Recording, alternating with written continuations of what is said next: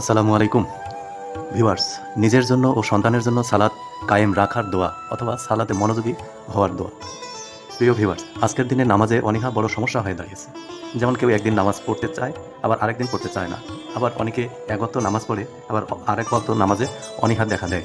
নামাজ পড়তে মন চায় না, নামাজ পড়তে অলসতা লাগে। এই দোয়াটি সঠিকভাবে আমল করেন, ইনশাআল্লাহ আল্লাহ তাআলা আপনাদেরকে নামাজি বানিয়ে দেবেন। 5 ওয়াক্ত নামাজের মুসলমানের জন্য ফরজ করা হয়েছে। প্রত্যেক ওয়াক্ত নামাজেরই আলাদা আলাদা ফজিলত রয়েছে, তাই প্রতি ওয়াক্ত নামাজই অনেক গুরুত্বপূর্ণ।